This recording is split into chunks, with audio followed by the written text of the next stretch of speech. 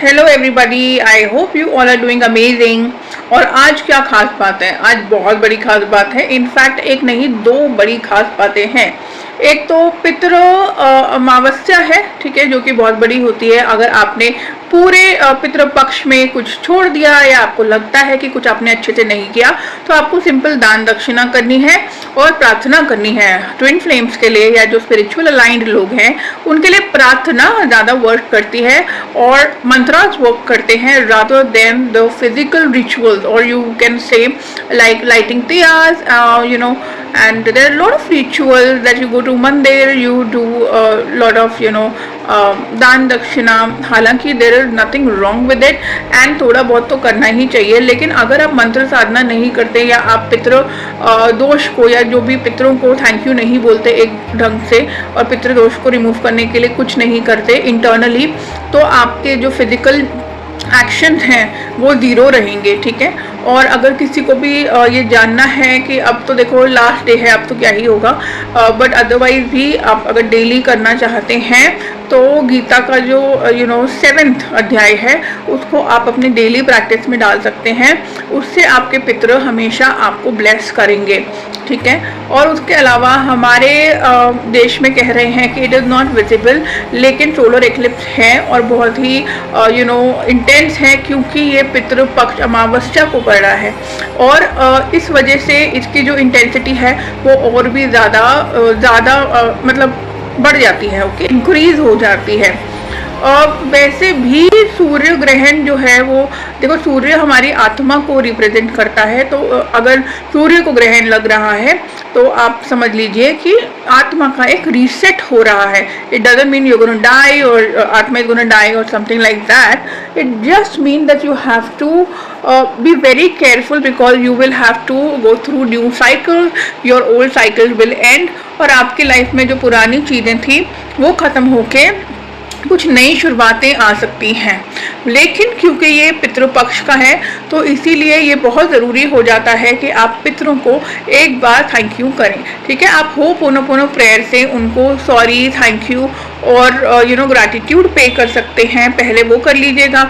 उसके बाद एक पितृ प्रार्थना मंत्र, पितृ प्रार्थना या गायत्री मंत्र ऐसा होता है, आप वो कर लीजिए थोड़ी देर, और उसके बाद आप 7वां अध्याय एक बार पढ़ लीजिए, और फाइनली आप गणेश जी को बोलिए या माता लक्ष्मी को बोलिए, लक्ष्मी नारायण को बोलिए, जो भी आप जिनको भी मानते हैं उनको बोलिए, क्योंकि लक्ष्मी जी को कहते हैं मोक्ष देने वाली देवी, तो आप उनको बोल सकते हैं, नहीं तो आप किसी को भी बोल सकते हैं जिनको भी आप मानते हैं। ज़्यादा ये इंपॉर्टेंट है कि आपका बिलीफ किस में है, आपको ब्लेस कौन कर रहा है, तो आप उनको माने और उनको बोले कि मेरे पितरों को मोक्ष प्रदान कीजिए और हमसे कोई भूल हो गई हो पितृ पक्ष में तो हमें माफ़ कीजिएगा। ये सब करने के बाद अब आ जाइए आपका सूर्य ग्रहण।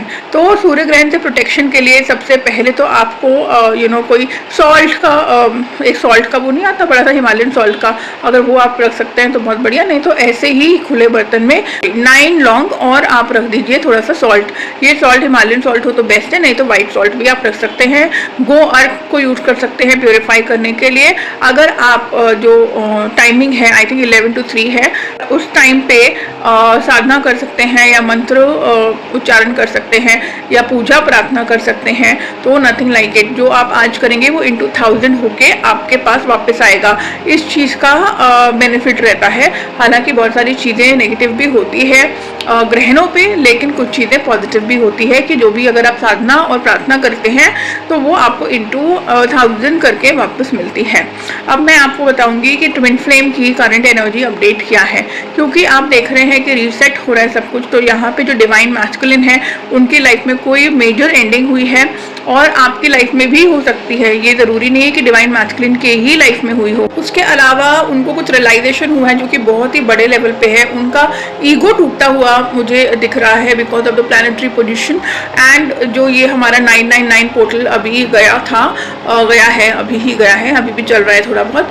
तो जो इस 999 पोर्टल ने उनको रियलाइजेशन कराया है कि कुछ चीज़ें जो हैं वो आपके 3D वर्ल्ड में आपको कभी भी कंप्लीट नहीं कर सकती शक्ति, आपका ईगो, आपकी 3D फैमिली, आपका पैसा, ये सब कुछ काफ़ी नहीं है, आपका करियर काफ़ी नहीं है, आपके जो अटैचमेंट्स है, लव रिलेशनशिप्स हैं, वो काफ़ी नहीं है, उससे बढ़कर है। इसका मतलब ये नहीं है कि वो आपके पास दौड़े चले आएंगे। यूनियन इतनी आसानी से नहीं होता, वो बहुत मुश्किल भी नहीं होता, बट बच्चों बात को समझो कि क्या है ना, बहुत सारी चीज़ों को एंड करना होता है, बहुत सारी चीज़ों की न्यू बिगनिंग होती है। अपना सेल्फ रियलाइजेशन, सेल्फ लव, ये तो बेसिक है। तो जितना हम इसको सिंप्लीफाई करते हैं उतना वो सिंप्लीफाई एक्चुअली होता नहीं है, क्योंकि it takes a lot of courage, it takes a lot of balls to go through the twist and turns that life throw at you at every step.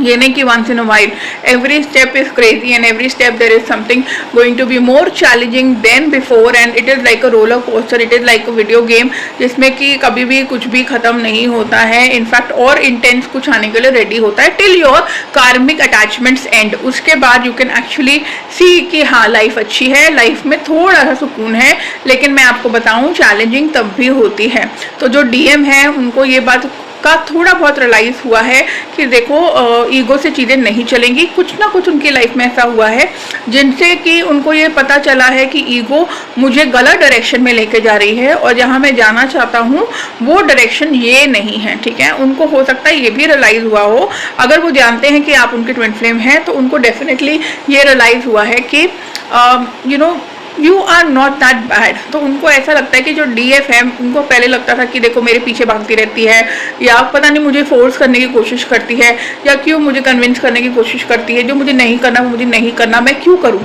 मैं उसके बोलने से कुछ क्यों करूँ, मुझे नहीं बात करनी, मुझे नहीं मिलना, मुझे नहीं ये करना। बट एक्चुअली क्या है कि जो DFs होती है वो ऐसा नहीं कर रही होती, बट एनर्जी वाइज ऐसा फील होता है। और इस पे मेरे चैनल पे पूरी वीडियो है कि DF जो है वो चेज नहीं कर रही होती, आप वो भी जाके देख सकते हैं। तो उनको ये रियलाइजेशन हुआ है कि यार इतना भी नहीं था, शायद मैंने ज़्यादा रूडली बोल दिया। अगर आपकी रिसेंटली कोई लड़ाई हुई है या कोई आपकी खींचातानी हुई है, या ऐसा मतलब खींचातानी मतलब कि वर्बली या एनर्जी वाइज, मैं यहाँ पे फिजिकल खींचातानी नहीं एनर्जी वाइज बोल रही हूँ, पुश एंड पुल ज़्यादा हो गया, आप पीछे हो गए, और अभी आप अगर बहुत ही रिलैक्स मूड में हैं और बहुत ही डिटैचमेंट में चल रहे हैं तो डेफिनेटली आपके DM को बहुत ही हैवी एनर्जीज फील हो रही है। और इस सूर्य ग्रहण पे उनको और भी चीज़ों का रियलाइजेशन होगा। और ये जो पितृ पक्ष अभी गया तो उनको काफ़ी चीज़ें फेस भी करनी पड़ी हैं कार्मिक एंडिंग्स को लेके, क्योंकि एंसेस्टर कि अगर ब्लेसिंग्स हैं, अगर एंसेस्टर्स को आपने खुश कर रखा है अपने और DM के भी, तो कुछ ब्लेसिंग्स देके डेफिनेटली वो जाएंगे। वो ब्लेसिंग आपका यूनियन भी हो सकता है और वो ब्लेसिंग किसी भी टाइप की हो सकती है depending on where you are in the journey.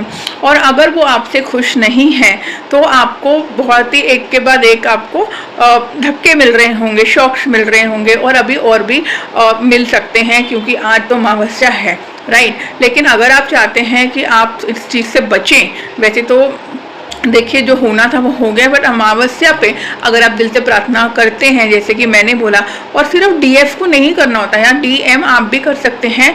In fact spirituality आपको भी अपनी लाइफ में लानी पड़ेगी, और अगर आप अपने आप पितरों को थैंक यू बोलेंगे और अपना फॉरगिवनेस का जो प्रेयर है वो करेंगे, आपको बहुत फ़ायदा मिलेगा। और कोई भी गाइडेंस चाहिए हो तो number is below, and thank you so much.